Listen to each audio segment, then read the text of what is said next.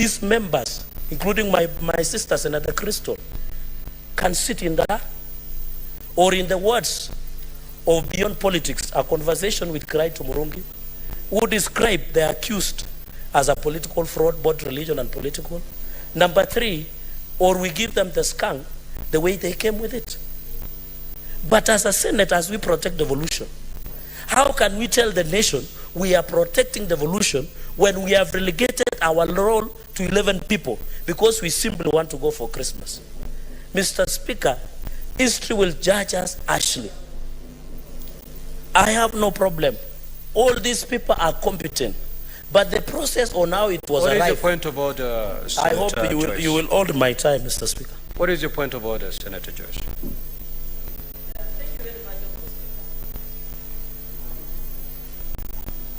Thank you very much, Honorable Speaker. I just wanted to know whether the Honorable is in order to mislead this House that unless their names are in the list, that is when they can talk of having the committee transact the trials. Because he is alleging that because he was a pusher, he is not in the list. Is he in order, Honorable Speaker? Chirangay, is it true that you are a butcher before you made it here? Mr. Speaker, conclude, please. Some of us who have come from harsh background, we had to do everything to survive. And with tremendous respect to my sister, I don't want to respond along that line. My concern is this. Let us stand with the people of Meru. I want Governor Kawira, Mwangaza receive justice. I want the people of Meru to receive justice. I want MCS to receive justice. But Mr. Speaker, if we allow this motion to pass, this will be the greatest injustice that will ever be presided at the inaugural stages of this Senate, Mr. Speaker. And therefore, we don't have a doubt. Then in future, anything that concerns counties, we should send the former governors to go and do it. And then we go and sleep. We go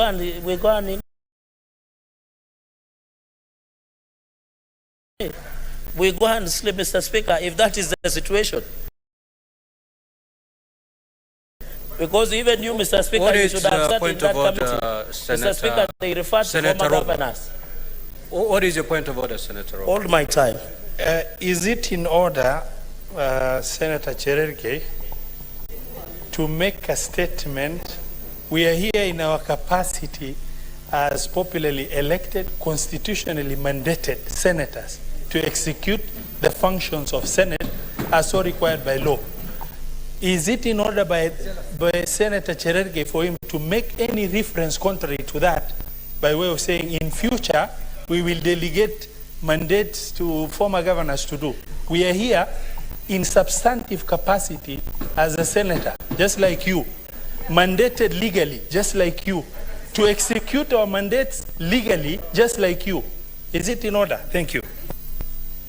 Sir Chirangay, I know you've been in this house. You should be serving your second term. And you must be familiar with the basic standing orders. That when a member rises on a point of order, you yield. You sit down. It's very express in the standing orders. So kindly abide by the rules. My apologies, Mr. Speaker. On the point of order. Yes. Indeed, to that extent, you're out of order. Kindly retract that statement and proceed.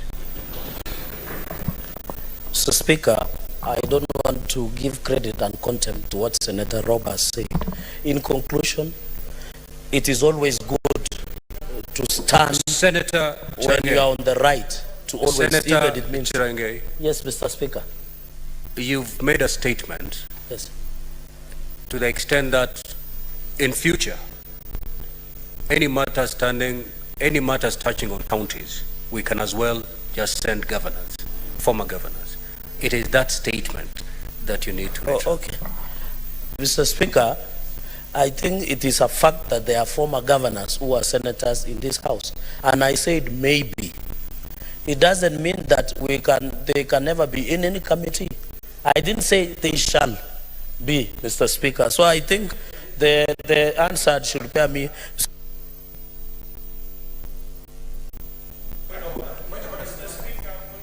Senator Wamatinga and Senator Cherangei, with that way of prosecuting business, you will be finding yourself not in the best position going forward. I am not threatening you. I am telling you as the chair, I'm cautioning you, a power that has been given to me by the standing orders. Senator Wamatinga. Thank you very much, Mr. Speaker, sir. I stand to support the motion. Mr. Speaker, sir, let me start by saying that whenever I close that bar, or any other senator closes that bar, I do not look at them in terms of gender. I look at them like honorable members of this House. Mr. Speaker, sir, I'm a businessman and I know why we have organizational structures. I know why you delegate responsibilities. And I do also understand the efficiency of managing most of the most complex matters are better dealt with by selected team which is dedicated to doing that. Therefore, Mr. Speaker, sir, I'm also alive to the fact that most of the businesses in this House are conducted through committees.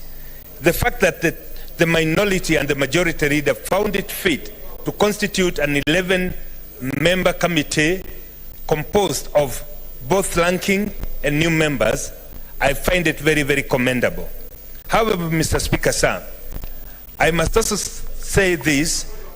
As a new member of this House, Mr. Speaker, at times I find that the standing orders that comes really interprets the flow of thought of the members, and some of us who are new here, they are actually feel intimidated, especially when ranking members have to keep on lacing the point of orders. What is your point of order, Senator Eddie?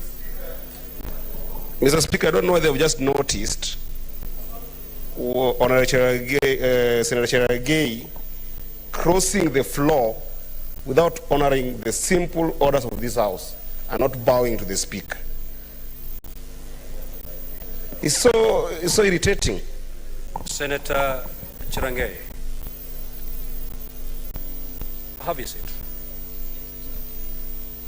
You're very lucky that the chair did not notice that. But going forward, Senator Cherangei, you're becoming a habitual disorderly senator. I can caution you for so many times. But a time will come when I may have to ask you to leave the chambers. The next time I rise on my feet to address you, I'll be sending you out of the chambers. Kindly proceed, Senator Wamatinga. Thank you very much, Mr. Speaker, sir. That's exactly why I think going the committee way would actually be the most efficient way of doing this, because some members, without wanting to refer to any senator, have become habitual disturbers that they'll never let anybody finish anything, which is actually quite unfortunate. What I was saying, Mr. Speaker, sir, in business world, why we form special teams is because you want to be efficient, you want to be thorough. It would be almost impossible, Mr. Speaker, sir, to peruse all the documents there as a plenary here. I think the questions that will arise, Mr. Speaker, sir, will take ages to complete. Therefore, Mr. Speaker, sir, this process is time-bound. There is time after which it must be finished. That will not be possible, Mr. Speaker, sir, if we go the committee way. Finally, Mr. Speaker, sir, I would want to urge the House, as it has been said before, nobody is locked out from attending any proceedings of the committee. If you are so passionate about following the proceedings or being part of it, then I think it is still open to go and be a part of the 11-member committee without actually assuming that if your name misses on the list, then we do not stand a chance of delivering what would be fair. Mr. Speaker, sir, finally I would want to believe that when the committee presents its report in the House, we have a chance to also give our input depending on the findings. I therefore think that it would, for the sake of time, and this being Christmas period where most of us will be engaged elsewhere, I think it is best we go the committee way so that they can dedicate the time and the resources that are required so that they can come up with the findings within the required time. I therefore stand to support. Thank you, Mr. Speaker. Up very fast. And now I can see many of the members who have risen to speak are in support of the committee option. So I also support the committee option, but allow me to make a few comments on the merits of the committee of the whole House. Mr. Speaker, as it was pointed out by Senator Onyonka, that this would have been an opportunity for the new senators to get to understand how the process works if we did a committee of the whole House. So I'm sure maybe they can attend the committee sessions as friends of the committee and learn. Mr. Speaker, also, I've looked at various democratic jurisdictions where impeachment processes are conducted by the committee of the whole. Like in the US, a Senate of 100 members sitting and conducting an impeachment process and doing it so thoroughly, I think it's something that this Senate will have to learn to do, so that in future, when we have a committee of the whole House, we are able to do a neat job without having to subject the process just to a few members who can do it. Thirdly, Mr. Speaker, I think we also need to relook at our standing orders, because, you know, impeachment is a very important accountability and oversight tool that we use to provide checks and balances in our counties. And I've looked at the names proposed, and the member, the senator for Meru, is not included among the members. We have developed a tradition where whenever we engage our county governors, the member for that area is invited. For example, in our park and peak committee meetings, they are always invited to come and hear, because they understand the issues better and they can interrogate, they can guide the other members. So I think it's something we need to look at, so that you do not have senators discussing your governor and you are not represented. So I think you should be given a choice whether you want to not to participate or you want to be a member. So it is very important for that consideration to be put in place. Otherwise, Mr. Speaker, I think the committee should do a thorough job, given that this particular impeachment is a unique one. Unique because it is an impeachment that has come 112 days later.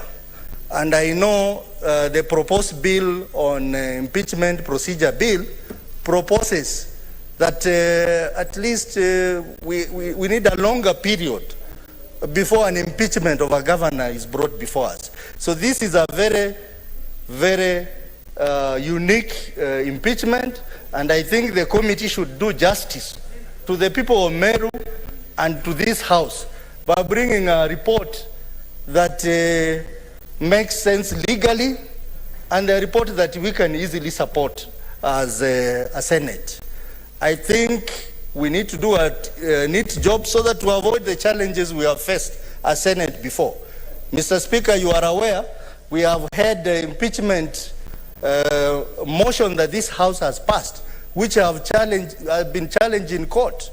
The recent one being the impeachment of the governor of Wajir, who ended up finishing his term because of the gaps in the impeachment process that we had. So the committee, you have an obligation to do a thorough job, and a job that we will all support, because it will be strictly within the law.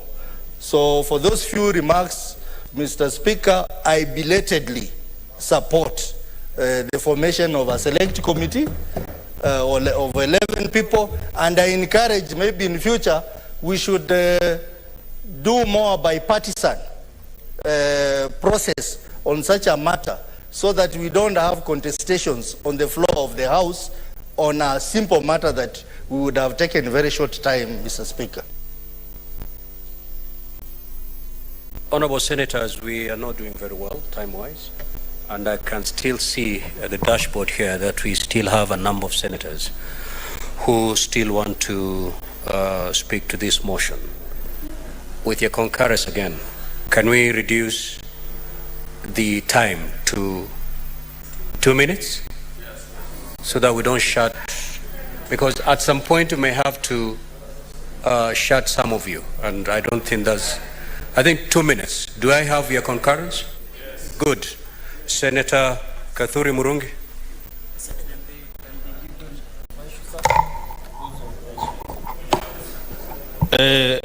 Senator Murungi, allow him less than 7 minutes.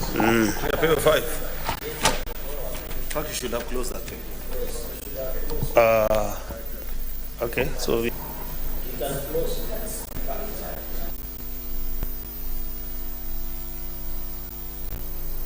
So I think, Senator Murungi, this matter having emanated from a county, you should be the last to speak. All right. Senator Siengo. Be very careful what you say. Thank you, Mr. Speaker, sir. I rise to oppose the motion for the following reasons. I have no problem with the membership of the committee, but the question is, how was the composition arrived at, the membership arrived at? Why was there no Kamukunji so that we may know who is to go to that committee? I oppose the motion. Secondly, Mr. Speaker, sir, the Senate exists to protect devolution. And as one member has already alluded, this impeachment of Meru Governor Kawira Mwangaza is unique in the fact that it has taken too short a time for her to be impeached. And this is denying Meru people service. Mr. Speaker, sir, allow me to say that actually the composition of the committee having more men than women is not accepted. We say nothing for us without us. Nothing for us without us. There is a popular saying, Mr. Speaker, sir, that says if the hyena is the judge, then the goat has no justice or cannot get justice. Fisi akiwa akimu, mbuzi ana haki. Yes. Senator Mr. Speaker, sir, allow me to correct. Senator Siang, choose your language. You started with English, kindly proceed in English and finish in English. Thank you, sir. I stand guided. So the interpretation or the translation of what I said is that if the hyena is the judge, then a goat. Senator Newton.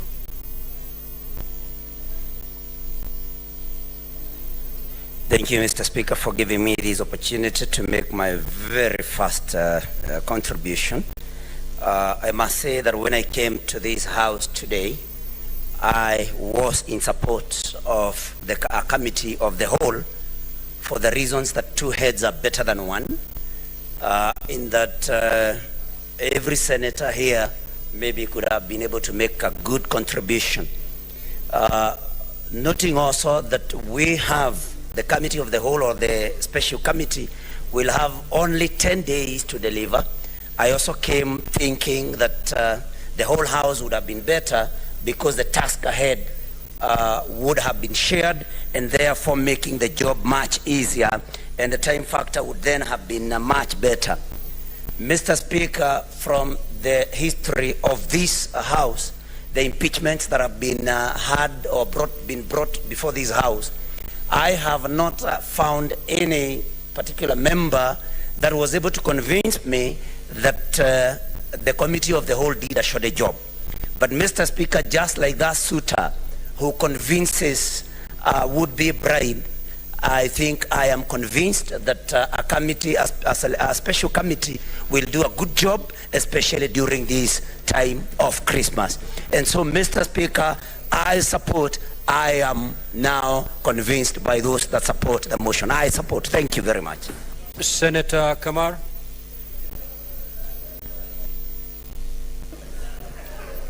Thank you, Mr. Speaker, for giving me the opportunity to add my voice to this debate.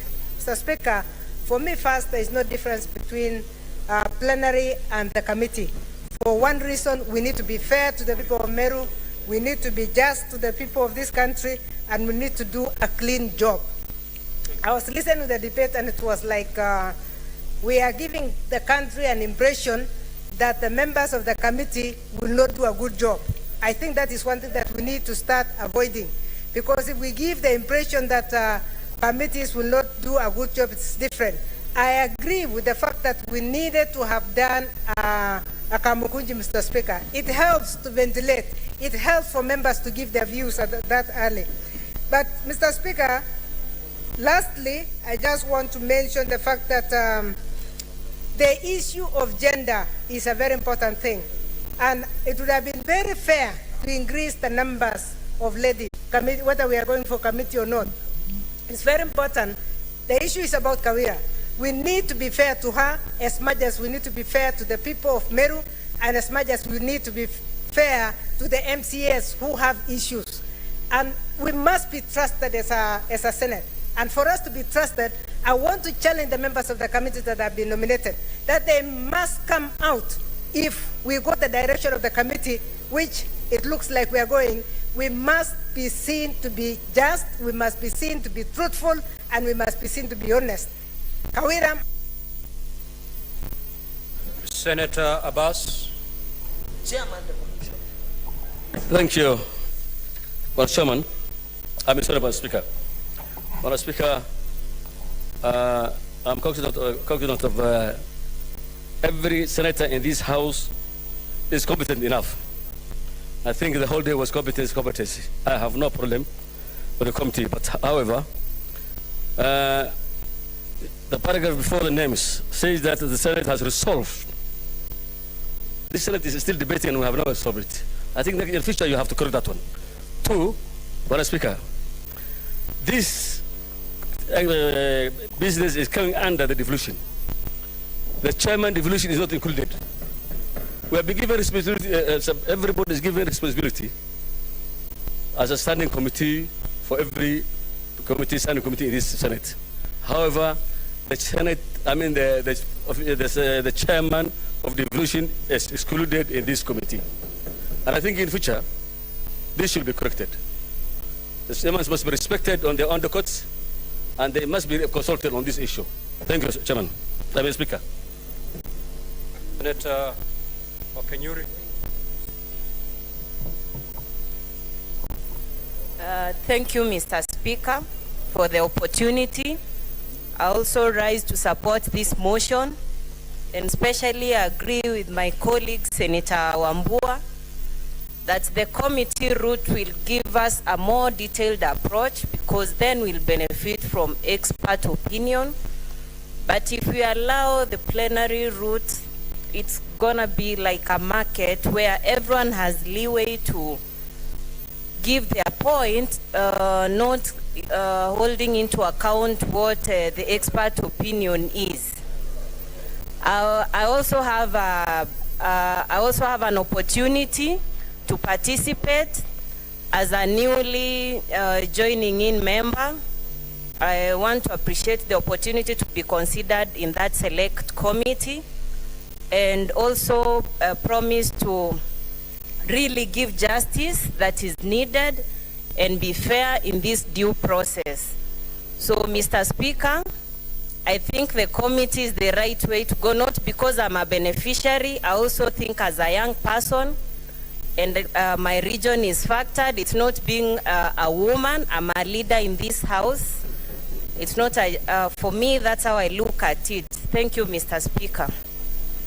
Senator Okanyuri, this house, whether it goes the plenary way or not, can never be a market.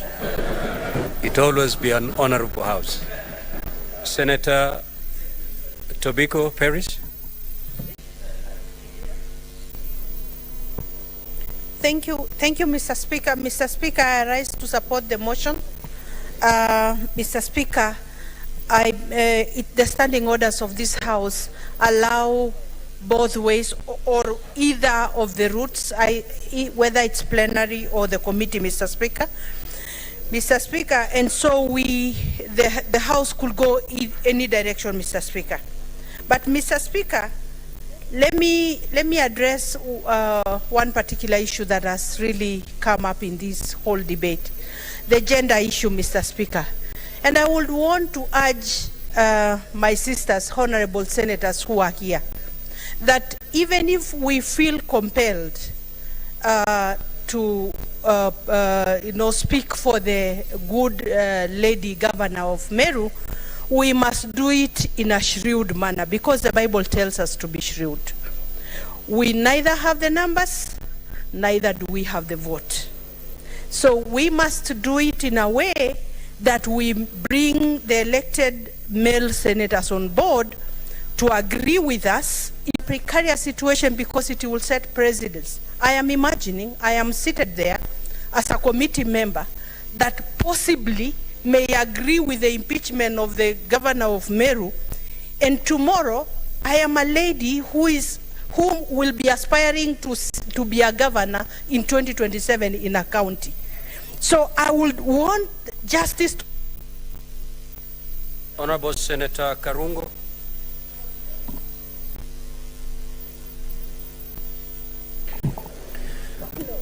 Thank you very much, Mr. Speaker. As I rise to support this motion, it's good to inform the House, yes, I am one of the nominated member to be in this committee, but I would support such a route whether I'm in this committee or not in this committee. Mr. Speaker, I've heard people say that if we go the committee way, it's going to be held away from the public. That is not right, Mr. Speaker, and every senator is allowed to appear in that committee, and they can as well contribute through the membership of that committee, Mr. Speaker. Mr. Speaker, it's also wrong to discuss the membership of this committee, saying some of them are governors or not governors. Mr. Speaker, whether we go the plenary way, the governors will be there. Whether we go the committee way, the governors will be there. So that is not supposed to be even entertained in this House, because we are all equal in this House. There is no virgins in the maternity, Mr. Speaker. We are all equal. We went the same process, and we are all senators in this House, Mr. Speaker. Mr. Speaker, the issue is not about Kawira. It is the issue of the people of Meru, over 200,000 who voted for her, plus the whole of the county that she's now serving. So, Mr. Speaker, I think with the committee, we are going to investigate this matter and give justice to both Kawira and the people of Meru County. And Mr. Speaker, having had an experience of going through such a process, I believe I'm going to be an asset to this committee, because I do understand what happens when it comes to such processes. And Mr. Speaker, because I support women, and I support women so much. Senator Murgo.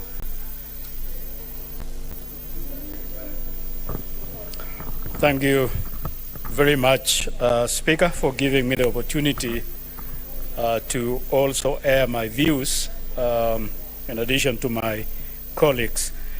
I came in actually opposing the motion, but I've been persuaded by a few facts. One fact is that a few people will find facts more than a larger group and just express themselves very differently. And then I look at people like Senator Tobigo and the others, to be very mature, and therefore reasoning will be there rather than emotions. And therefore that will be good for the governor and also good for the county assembly people or MCAs, and then also for Meru people at large. Thank you. I support. Senator Murango. Thank you, Mr. Speaker, for giving this opportunity. And Mr. Speaker, after serious dialogue, discussion, and face-to-face with the majority leader, I support this motion. Mr. Speaker, when I look at the senators who have been put in this committee to look at this matter, I also can see a lot of experience in it. Mr. Speaker, starting with Dr. Halwale, who is a seasoned senator and has handled this matter before. We have the former Governor Jackson Mandago and Mr. Romba, Senator Romba. Karongo Ndangwa was a CC member at Kiambu at one time. We have Joseph Giduk who was an MCA in Ilamu. Mr. Speaker, having this combination, we have to have confidence that the committee will be able to carry out its mandate. But I also want to remind them that according to the County Government Act of 2012, Section 33, either they find the governor guilty or not guilty, this will, the full house will bear the brunt of their decision. So I'll call upon them to be honest on their findings and to make sure that the voice of the people will be the voice of the senators. Thank you, Mr. Speaker. Senator Mandago. Mr. Speaker, I rise to support this motion. Although initially, Mr. Speaker, the way the majority leader put it, it was open for the Senate to decide either way. But Mr. Speaker, I want to say that the decision or the matter beforehand, Mr. Speaker, has nothing to do with gender. It's purely a matter of considering whether the decision that was reached by the County Assembly of Meru, the Senate is going to concur with them or disagree with them, Mr. Speaker. And Mr. Speaker, it is not in order for the Honorable Senator Gloria to suggest that since the committee is made up of more male senators than the female senators, that the committee will not be biased, Mr. Speaker. Mr. Speaker, in fact, in this country of racism, Mr. Speaker, we are going to be unfair. Mr. Speaker, I want to commit that having been selected as a member of that committee, that we are going to be fair, just, and do the right thing, Mr. Speaker, because we know the decision of that committee will be the decision of the Senate, and we therefore want to commit that being a former governor or not does not make us biased in the decisions we are going to make, Mr. Speaker. Mr. Speaker, I support. Senator Hamida.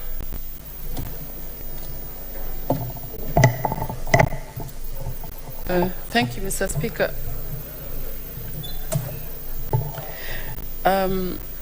Mr. Speaker, my thinking is, if we had a fair balance of the gender, when I talk about gender, I'm just talking about the balanced number. We are aspiring the 2/3 majority, and we cannot achieve if we don't start with the Senate. So actually, I want to support Senator Kamar, looking at the merit of the balance. But I believe I trust the committee way would be the right way to trust, because of course not all of us, and I'm sure they'll make the right decision. But I am not happy, of course, with the balance of the numbers. So let's practice that, and this is the only way. Of course, being in the Senate, this is the opportunity to do it. But otherwise, I rise to support. Senator Kavindu.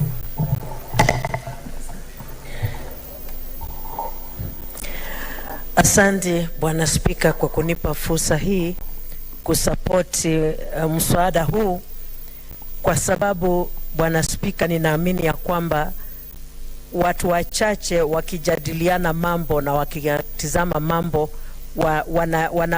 wana uwezo mkubwa kuliko watu wengi.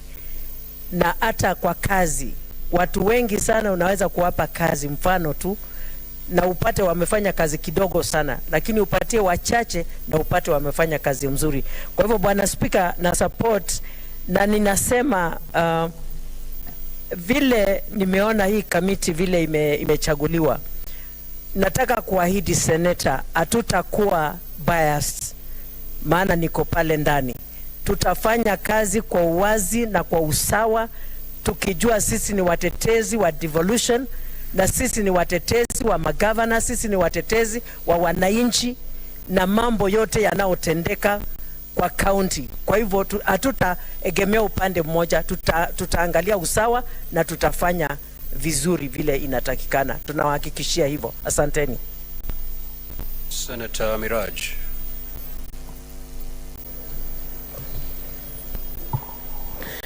Mimi nasimama kuiunga mkono hoja ya majority leader ya kwamba tuende njia ya committee, lakini pia vile niwezi kutoa changizo zangu kama mwakilishi maalum wa kike katika hii bunge la Senate.